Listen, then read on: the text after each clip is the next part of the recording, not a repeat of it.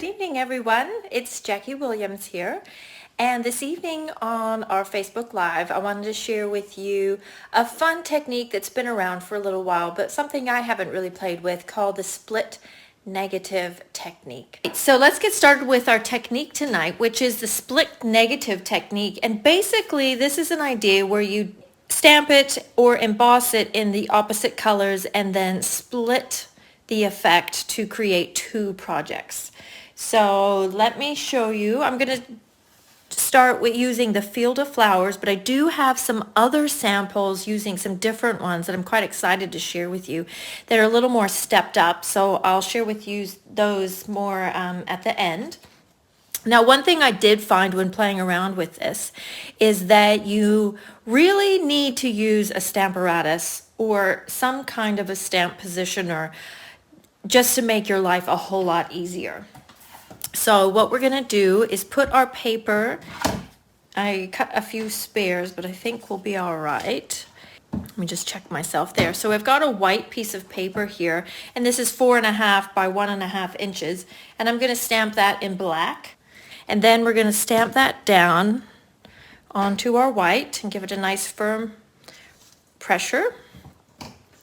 And then basically you would do that same thing onto the opposite color. So this is black stamped on white, and I've already pre-done this where I've done white stamped on black because that involves heat embossing, and just for speed I pre-did it. But so what then we'll do is, if they are exactly the same size and if you stamp them in exactly the same place because you've used the Stamparatus, then you can cut them. And you don't even have to cut them in half. You can cut them, you know, in 2/3 or something, but I'll cut them at approximately half. It might not be exactly half. And then in theory, they should line up. So, oops, except you have to put the right one with its mate. And you see, I don't know, hopefully you can see that even the blades of grass have lined up perfectly. Okay, so I'm going to go ahead and just finish that card quickly. I'll just do one, but like I mentioned in the title, essentially you've got the materials to make two cards with one effort, so that's always a bonus. So I'm just going to make a little mat here, and I've made that just slightly larger, than these two pieces, or the piece that I cut initially and stamped on, and just get them so that they are lined up exactly right, like that. And then I've cut a card base, and this is 4 1/8 inch, so it's the same height as a normal card base, but I've just cut it a little bit shorter so that this would fit all the way across. So it's basically 4.5 inches. And I've cut another little piece of white and done that with the brick and mortar folder. This is my go-to folder at the moment. And this is the good thing about the glues. You've got a minute to kind of wiggle that where you want it to be. So I'm going to put that at the top, and then put this one across, so you don't really see that join. Okay, and this stamp set, you've got the big always that I've put on the front, and then you have always a celebration, always thinking of you, different things that you can put inside. I've just put always in my heart. But I really felt like this project needed some color, just that little bit of color. So I thought I'll use the flower border punch that actually bundles with the Field of Flowers stamp set. And this time though, I've punched it out in the Mango Melody, so we're going to use some nice yellows. Now when you've got little tiny things like this, the easiest thing to do is to actually take your Tombow glue and just dot that where you want your elements, whether they be small sequins or like these tiny little flower punches.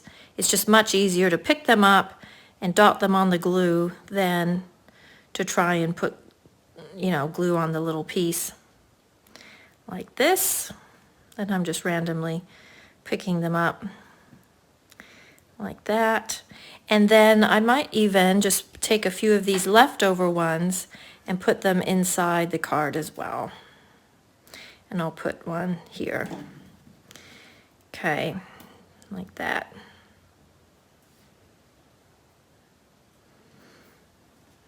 And then even if you've got an extra one, you can put that on your envelope. You might as well use it if it's there. Then I did feel like it just needed a little something more, so I've grabbed some sequins from the Artistry Blooms. These sequins have become like a go-to. They're just really good. They match so much. Because they are kind of multicolored, there's quite a few colors in there, they match quite a bit. So that's the very quick version, very simple version of how to do this split negative technique.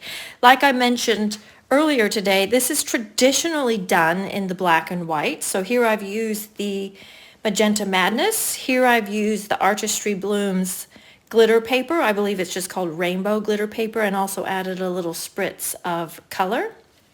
Let's see if you can see that. And then this one that I just made in front of you used the Mango Melody and the sequins that go with that. So let me show you a few other examples. So as I was playing with this, I was thinking you don't have to only use stamps. You could also do the split negative technique with die cuts. So I've used the Artistry Bloom die cut, which is this big flower bouquet and banner. And as you can see, I've cut it out with the Artistry Blooms paper, and half of it in white, and then did the reverse stamping, and then just did a split with the paper also in the background on one side and the white, so you know obviously it's reversed.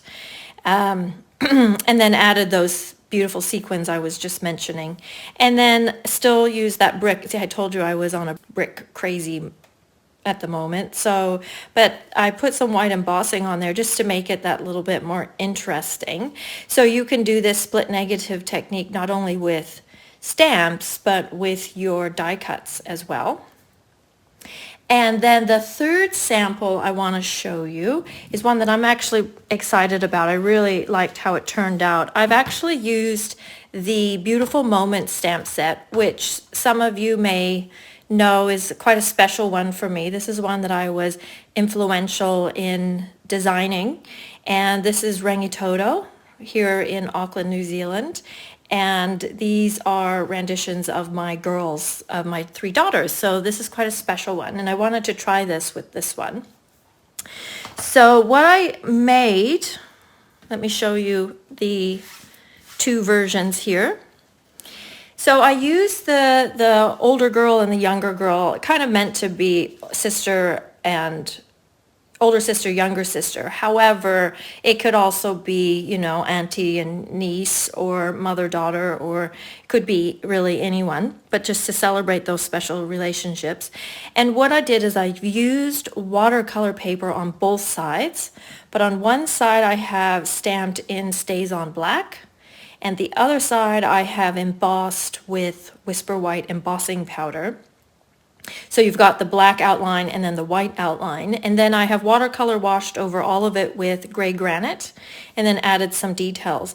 And then when I split the images, I split it right where their hands are holding, and then I have used the Be Mine stitched framelits and out of the rainbow glitter paper. I mean, who wouldn't want a bunch of rainbow sparkly hearts? That's like everything every girly girl loves.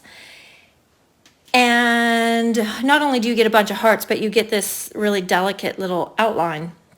And so I just snipped a few of these out and put those around where their hands are joining. And as I was making this, I mean, it was somewhat intentional, but I was thinking about, you know, all of the current day issues between racism and things like that, and how, you know, the differences between us, but we can still join hands and show love to each other. So there's a little bit of a meaning behind this one as well, which I was thinking about as I made it.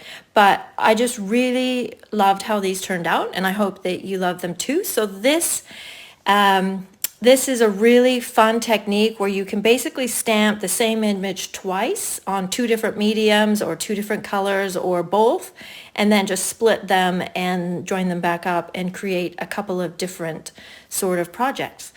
So I hope you give that one a try, and I'd love to see what you create as well. And be sure and leave me a comment. I always love to hear from you, and thanks for joining me for a few minutes this evening. I'll talk to you later. Bye-bye.